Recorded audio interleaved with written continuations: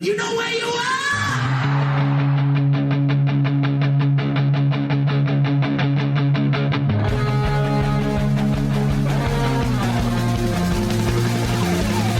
This is Appetite for Distortion.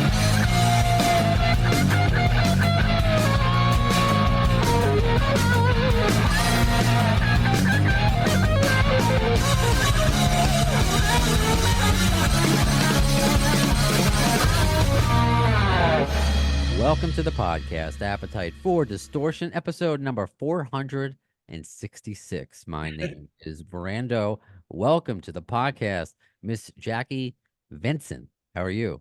I'm doing good. How are you doing? I'm good. You kind of got to meet my 1-year-old because he was crying in the background right before we were recording this. And I didn't hear him.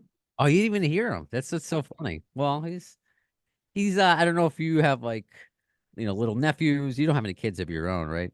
I don't, but I have a ton of siblings, and I've been an aunt since I was 5 years old. So there you go. So you just never know what they're gonna do. And Yeah, you know, same with dogs. Same with yeah. dogs. And Dogs are so much noisier than people give them credit for. well, my one of my two cats, he kind of barks like a dog. So Nice. I have an interesting home life. So I'm here in Queens. I'm recording my podcast in Queens. Before the pre-pandemic. This is all going to tie in, by the way, Jackie. It's all going to make sense. I understand. Pre-pandemic, I still work for iHeart and Premier Radio Networks, and I go into Midtown New York when I have to. But pandemic, getting stuff from home is fantastic. Yeah. But I remember because we had to wait a long time for concerts. And my last concert before the pandemic, I'll never forget it because it was my only time in Austin, Texas, was for Austin City Limits. And just a city that I've always wanted to go to. Got to see Guns N' Roses. Oh, speaking of, which one is that? Which dog is that? That's Dexter. The loudest one is Dexter. Dexter. I like that name. Who's he named after? The show or? The show, yeah.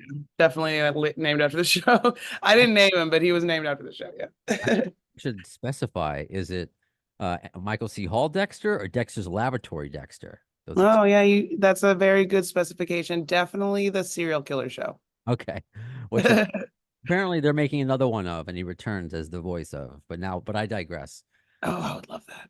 I know. I like that show too. So we should get along quite well because now I'm thinking of blood. I'm thinking of the bats in Austin, which I should have. We drove past it because there were just too many people around. So you grew up, and that's where you are right now in Austin, Texas. Yep. Born and raised, and I still live here. So you say that, I don't know, with a bit of like, it's okay. Like with me, like, oh, you're from New York, and I'm like a jaded New Yorker. Yeah, I guess. So do you love the city that you're in, or like how does Austin treat you nowadays? Austin's great. I know how to live here, so I'll always have a great experience here because I know how to. It's something that you can only know about a place that you've either A, spent a ton of time in, I mean decades, or B, a place that you grew up in and spent a ton of time in for decades. Like when you're from a place, you know everything about the place, and you have that advantage of anybody else who comes to the place. So like something starts to get harsh in Austin, like where I live or anything starts to act up in my life, I know exactly what to do to fix it. I know exactly how to get away. I know where to move. I know where to go. I know who to call. Like I'm able to really cater to myself here. I like that. Very wise words because you're only. I'm sorry if I'm saying this. I'm an older brother, so you're 24. No, I'm 34. 34? Okay, I don't know where my math went. So well, I've been working since I was 24, so it's possible you could have stumbled on something old. It's hard to know on the internet, dude. They don't immediately tell you what date. Like you got to really look for the date when things are posted. You know what I mean? Let's go with that. And if anything, at least I aged you young. That would have been worse if I said so. I know. So you're 54. Not that there's anything wrong with being 54. There's nothing wrong with that. Sure, because I'm 40, but still, one of my brothers actually is I have to do the math. Yeah, he's 34. We're all like 4 years apart. One of my brothers is turning 40 on September 12th. September 8th.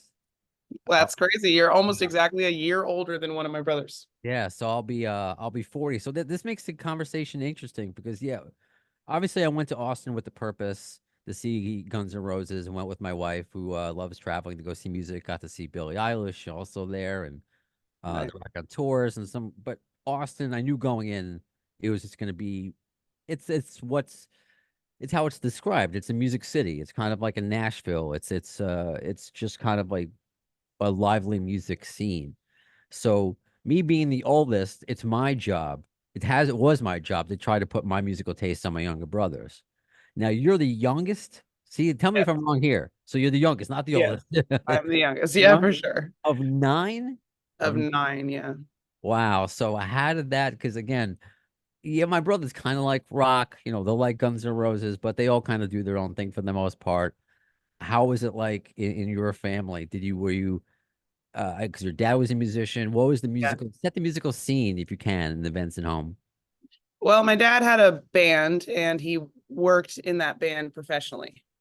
So he would have them over like a couple times a week, sometimes 3 times a week, depends on the gig or whatever they're preparing for. And he would have them over a couple times a week to rehearse at the house. Like the rehearsal space for his band was my house. And he had like a back room, like the room in between when you like come in from the garage and then there's like this like utility room almost. Sure, sure, Usually yeah, the washing machine is there. yeah, yeah. I have You one. know what I mean? Yeah, my mom's house has that. Sure. Yeah, so this was actually a pretty big room.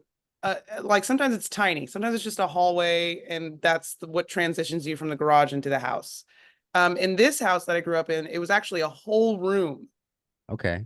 And so my dad turned that into a rehearsal space instead of the garage because the garage would have had to been like had its own air conditioner like installed. It would have been complicated. This room was a part of the house. You know what I Got mean? And also the garage dampened the sound. You could never hear it from the street. Nobody ever heard the rehearsals. It was the perfect spot. Oh yeah. So he would have his band over like one to 3 times a week for regular rehearsals. What do they? Is it the same? Because you're the same style. Because with the blues, was it the blues, or did he what style of music did he play? In this particular band, they were like an R&B, Motown, jazz, blues cover band. So they would just play very popular songs on a wide range of genres that were just basically that. It was anything from R&B to jazz, like and everything in between. And yeah, they did funky stuff. They did funk, they did jazz, they did R&B, they did Motown, just as long as it was like a popular cover. And Okay. they made a lot of money doing that. They played a lot of weddings, ton of weddings. Um, he was a working musician.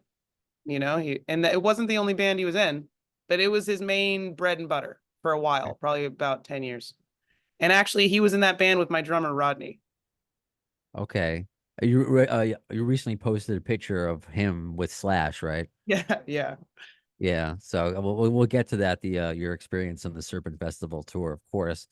But that's cool, and this is why I bring up, I make it part of my show. We actually to kind of lift the curtain, fourth wall. We redid the intro because my son started crying as soon as we started going. And I was like, you know what? We didn't really get too far. Let's just redo it. But I'm gonna wonder because again, you're the youngest, and sometimes my way my younger brothers view me. Some things are cool, some things are lame. How is my son? Because sometimes I will incorporate him into the podcast, just hold him or whatever when he's in a better mood. Is he gonna grow up to be like, Dad, you're not cool. Talk on the radio. That's like nerdy. I don't know. Did that ever happen with your parents? Because what I did read was, or your dad, what was interesting is that it took you a while. See how accomplished you are now, but to kind of get used to the piano, wanting to practice that, and just kind of like you weren't, it sounded like you didn't instantly fall in love with this path that you're on now. Is that fair to say? I wouldn't say I didn't instantly fall in love. I'm just saying that it wasn't easy. Okay. Like you can say it's fair to say that it was very hard. It was very hard and it took a lot of soul searching. Took a lot of random shit out of my control happening to me, it took a lot of traveling, like a ton of traveling and different challenging my perspective, constantly challenging my perspective. took a ton of cognitive dissonance. It was like it was like a 25-year walkabout. Huh. Yeah. I like that. That should be It the was really crazy. Someone actually at one of the Slash shows, this really sweet young, I think woman, I'm not sure. She could have been honestly a teenager. She's just very young. She looked under 21. And she came up and she stood in line when I was doing my meet and greet after the show.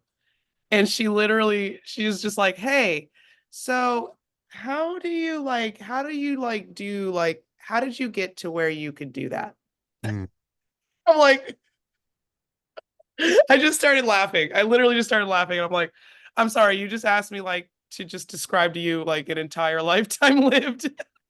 Yeah, yeah, I told her, I was like, well, it took about 25 years. I'm not sure if you're even 25 years old. yeah. It took like 25 years. And for the first 18 years of it, I was completely uncomfortable and I felt like I had imposter syndrome. And I Mm. felt like I was never going to get it. And I could not understand how people could just get up on stage like that and just relax. I did not get that. Like, I'm like, how do you just like not look at your hands? How did you make that up on the spot? How did you do that? I just saw that you made a mistake and then you like smoothed it out and turned it into something else. How did you do that? How did you know you were making the mistake and not just like completely shut down? Just Mm. completely shut down. Forget the lyrics of the rest of the song. Start crying in front of the audience. These are all shit that happened to me when I like messed up on stage. Mm. Or when I just like got a little distracted and stopped paying attention and then was messing up and then froze up. 18 years, I wondered. And And it's in these wow. last like 7 years, I feel like I finally figured it out. I'm not saying that I have figured it out and that it's done. I'm still learning. I'm still going to change a lot. I'm still a different person every day than I was the day before with only some similarities, you know. I still am going to live more life and see more things, and those things are going to change me in ways that I have no idea. But I do feel like I can relax and have fun on stage, and it took me 18 years to figure that out. That's so relatable. And I think that's so important. And especially just the initial laughing it off because it's like it's such an innocent question and like Yeah, like how did you do that? but at the Like, same time it could it's a bright like how do you do that? But how do I Hmm. answer that? Let me answer your question with a question. How do I answer that? Like, Let me give you my therapist's phone number and then maybe you I type know. that. So She'll go back on her notes. She'll be like, and she'll right. just flip back through her notes. Be like, okay, well, here she was traumatized in college, and that made her decide that she didn't want to play the piano anymore. So that happened. Next page. Okay, and then here, like all these nuanced shit that I had never saw coming. I thought I was gonna be a piano player and only a piano player for the rest of my life. I really thought that for 15 years. I thought that. Hmm. Yeah, for 15 out of 25 years, I was like, I do you speak any other language?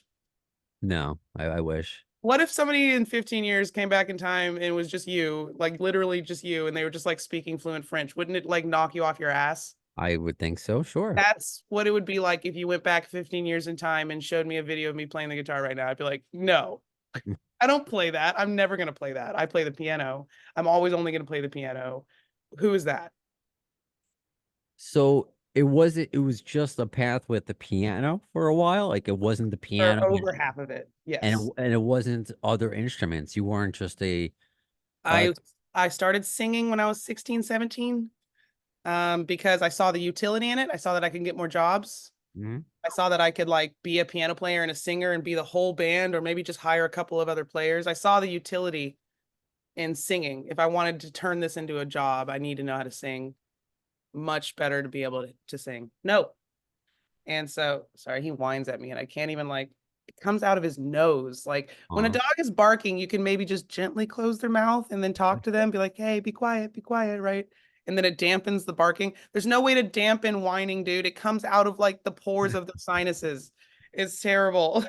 He's found this hack to always be able to just be like, Oh man. anyway, he's very cute though. He's very cute, so it's okay. But I anyways, no, I what I was believe you. saying is for the longest time, it was for over half of it, it was piano. And that was the only vision I had, and it was the only thing that made sense. And since you can laugh about it now, or at least part of you can, so and you kind of maybe alluded to it before, there was like a certain performance, or you just felt like what was the point where like, okay, no more piano?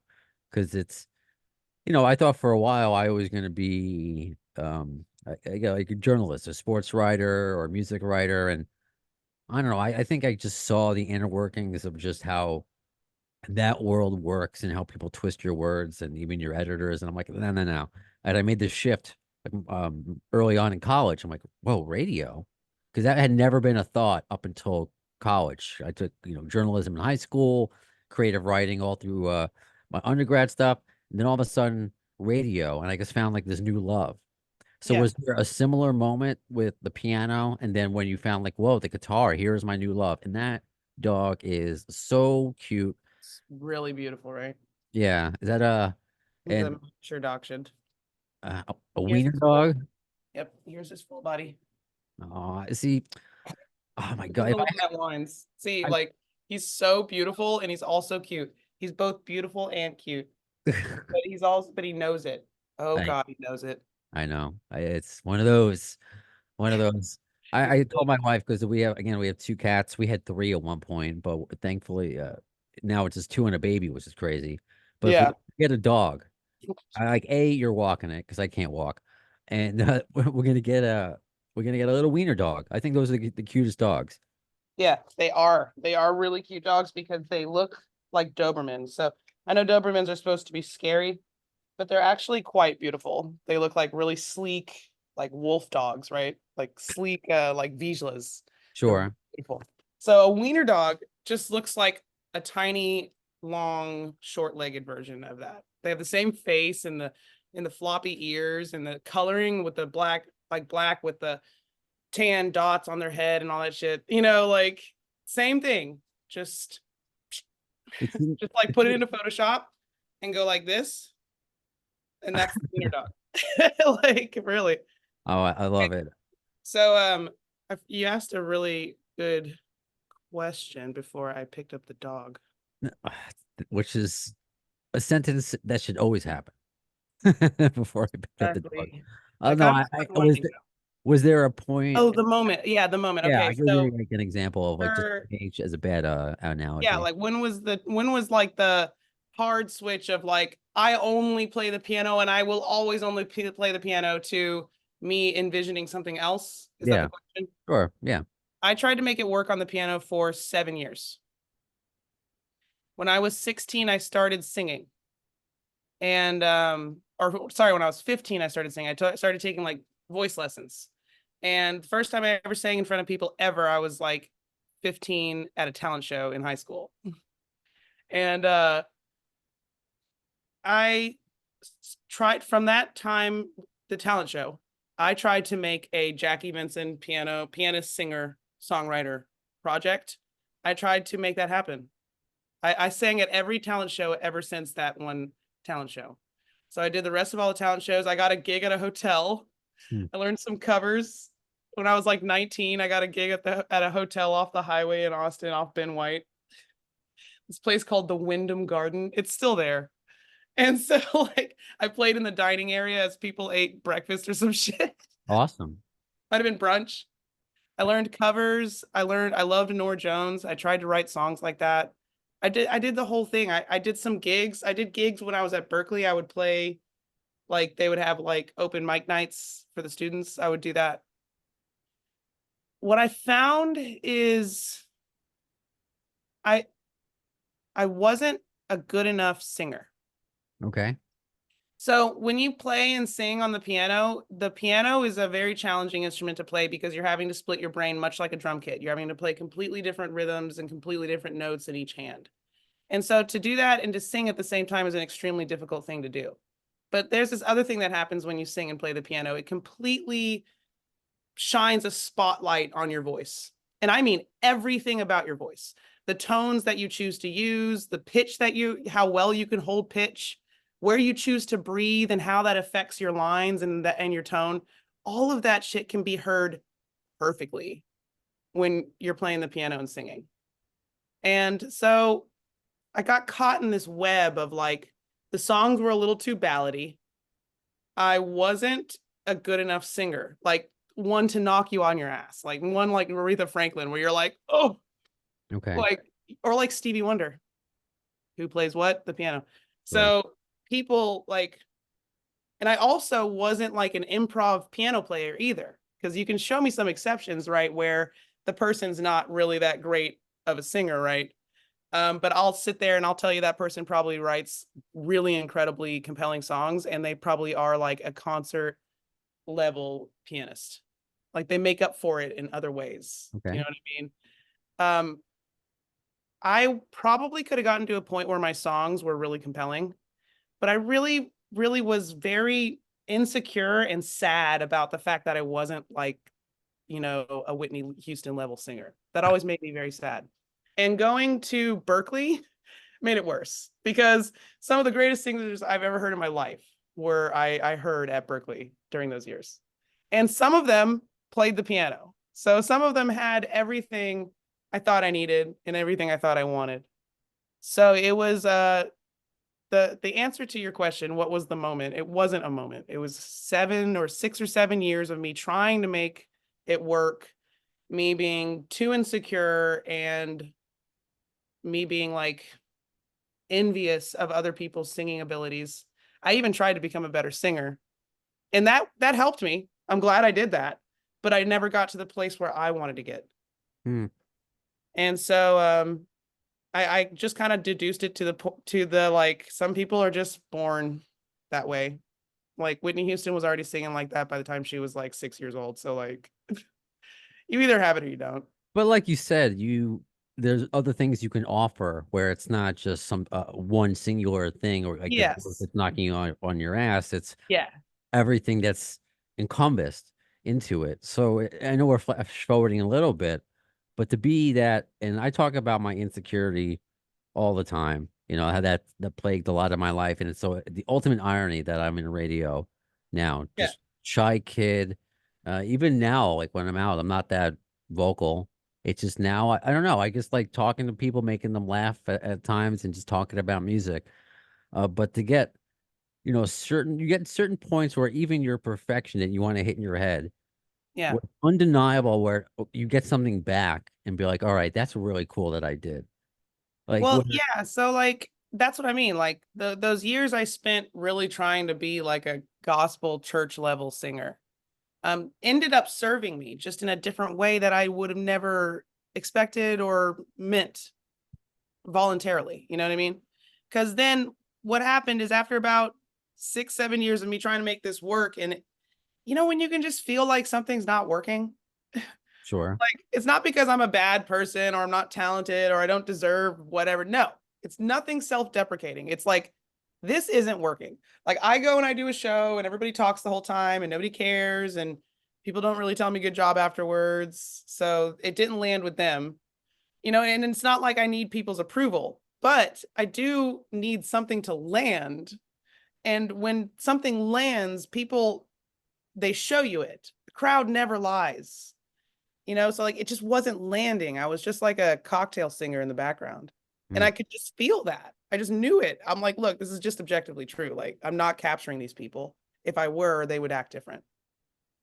And so like, one day at the end of college, as I'm facing graduating and having to actually get serious about what I'm going to do with my life, like start a path to something, um, I just kind of like hit rock bottom with the piano. I'm like, maybe what's not working is the piano. Like, that's what's not working. And that's when I had the idea to switch to a different instrument. And so then I started instrument shopping. Like, what could I play? And I thought about the violin, and I thought, nah, Lindsey Sterling's already like killing that. Hmm. I'm good. I'm good. I thought about like the drums, and I'm like, I don't really know how I would get to a point where I would sing and do that, because I still want to be a singer. Hmm. And I like thought about saxophone, and I'm like, nope, you have to have a band to play the saxophone. I don't want to have to be so dependent. I thought about a ton, and I eliminated it down to either bass or guitar. And I decided guitar because the guitar could be the singer that I wish that I could be. Okay. And that's where that all started. Wow. Yeah. To get to that point right there, I think is a fun journey to come along with. I know it's maybe not fun at times during the journey. Yeah, I hit rock bottom a few times there. No, I thought about quitting college. I almost quit college. I almost dropped out of school my last year. I'm glad you didn't, because look at where you are now, and Yeah. you get these again. It's so where I relate to a lot of things you're saying, other than the fact that I have no musical talents. My air guitar is out of tune, but I'm looking at I waited to say that. It's a Uh, really good one. but I look at it like radio, where like this isn't working. It took me 7 years to get a full-time gig because I wanted to be on air, not just board hopping or producing or things like that. But Yeah. it's just okay. Now I'm hired by this station. Maybe I am good, or I got this interview, and doing this podcast out of nothing. 8 years in, having people like Alice Cooper on the show at certain heights. I'm like, okay, I maybe not still where I want to be mentally because I have this certain vision or perfection that I want to hit, but that's cool. So I can't imagine to tie everything in together. How were you asked to go on Slash's Serpent tour? Because like what you know, again, you go back speaking French to yourself. You're gonna go on a tour of Slash. Slash is gonna ask you. Slash is gonna want you to be on this tour to Yeah. represent the next guard of blues. That's how I viewed this tour. So can you Yeah. talk about how that came to be? So I mean it's not as mystical of an answer as you'd probably want. I Any have answer is I right. have an agency now, and the agency is really awesome. And one day I just woke up and an email was in my inbox and it was like, "Hey, do you want to do this tour?" And I was like, "Hey, yeah, yep." And they were like, "Okay, great. We'll get it going." And I'm like, "Okay, great job. You guys are so cool." And they were like, "Yep." Even with the, I the the mean, pointing guns and the emoji, I'm sure they used. And the yes, just like salute emoji, like lots of hearts, lots of exclamation points. why I'm sure. All text, all text. No phone calls. No, like, hey, good morning. We have a nope, just hey, Wow. yes or no. Do you want to do this or not? Yes, Like I do. an Great. evite. You just get an evite to the Slash Festival tour. Yes. Yeah, I'm going to be Servant honest. tour. That's how it goes. But that's how it goes with an agency, and it's beautiful because that's how it should be. Like, I don't have time to go out there and make the connections needed for me to get this gig. I don't have time. If you want me to be good at music and the guitar, I certainly don't have time for that. I pretty much only have time for music and the guitar. Right on. But it Like shows, even though it's not the mystical answer you want, it shows that the agency believes in you. And honestly, I they're a mean, great agency. They're like one of the best things that's ever happened in my career ever. and whether Slash personally listened to it or not, I mean, they obviously, you could just be, a bunch of farts on a snare drum, and like they wouldn't hire you. Well, I could give you a little peek under the hood. Um, the reason why they're so great, and the reason why that's the answer to your question, and the reason why this is the answer to any young band's question, how do I get a gig like that? The answer is get an agency. And the answer isn't get an agency that has all the most famous people on it or get an agency that you know, gives you some weird shit like a signing bonus or whatever. Like none of that weird unrealistic music pipe dream BS. It's like no, just get an agency that believes in you.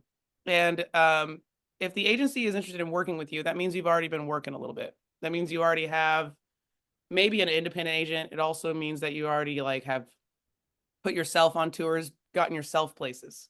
Because the agency doesn't have time to waste on the 10 million bands out there.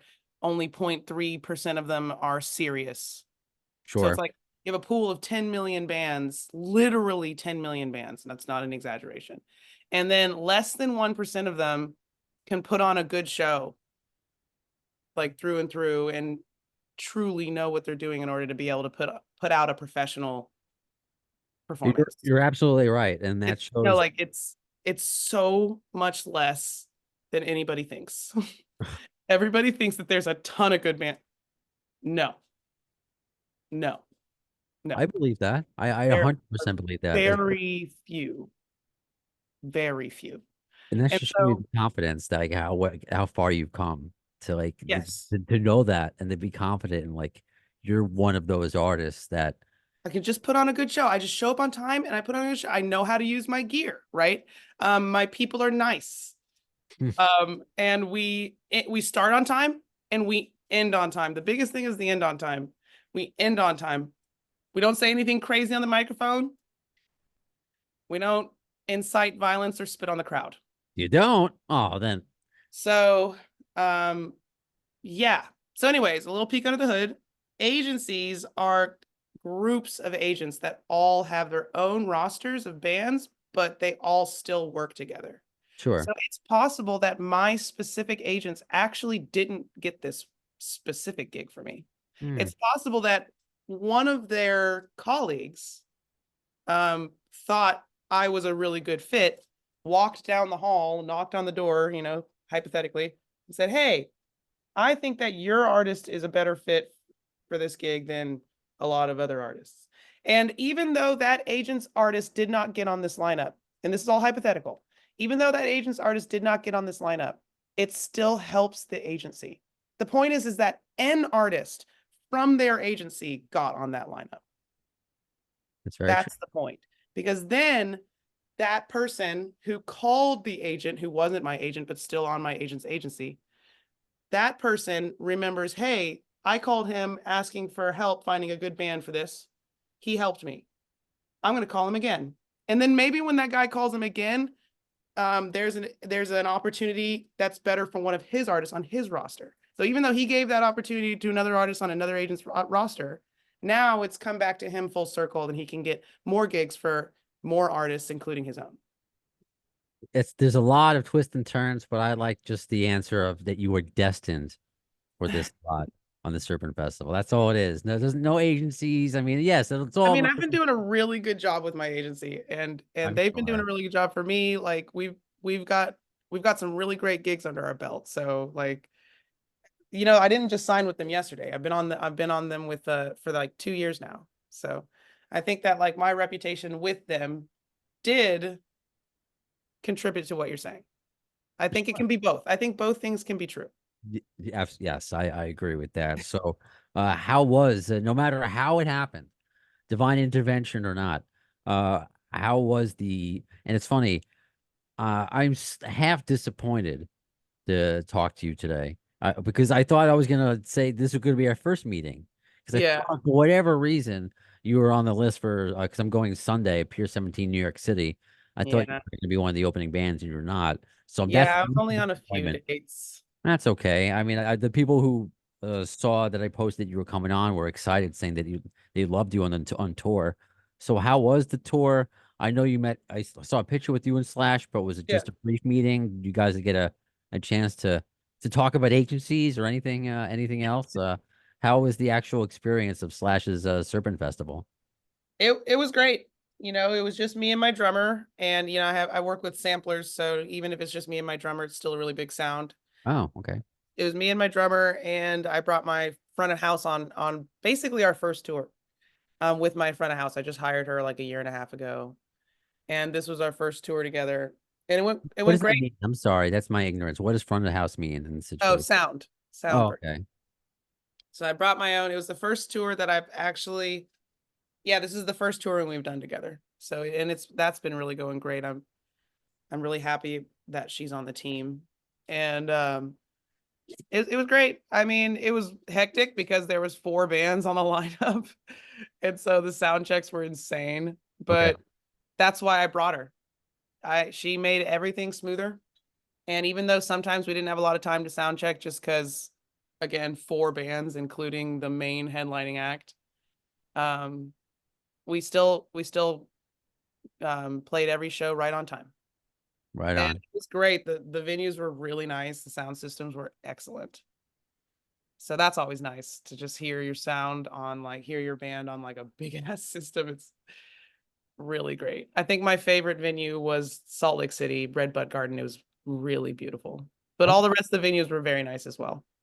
very cool. Well, I hope to, whether it's another Serpent Festival Part 2 next year or you make your way up to the East Coast. I'm looking forward to actually seeing you live because I really enjoy watching your live videos, especially with your facial expressions. Yeah. I feel the music, not just through my ears, but just like I visually, I feel it through you. So it just seems Yeah. like you're having a fun time. So it's really interesting to hear about this whole backstory and to see Yeah. how Of comfortable. pain. Yeah, because that's what I wear as a badge of honor. I feel at this point, I'm telling you, we're Yeah. simpatico there. I get Yeah. it. So what did you know? Because I don't want to keep you here forever. No worries. What did you know of like Slash before? Because obviously I'm a huge, if you haven't guessed, huge Guns N' Roses fan, Slash fan.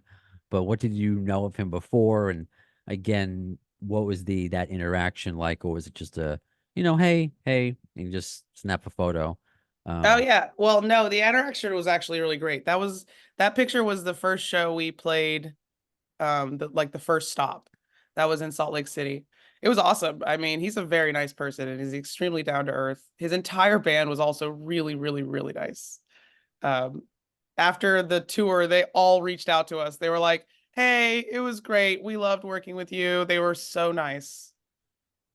Slash actually like literally asked for my phone number and texted me. Look at that. It was like, okay, look, this is how down to earth this guy is. He was like, "Hey, Jackie, Slash here, Slash here. Slash here." Like that's how his text message started off. Like, he's a really cool dude.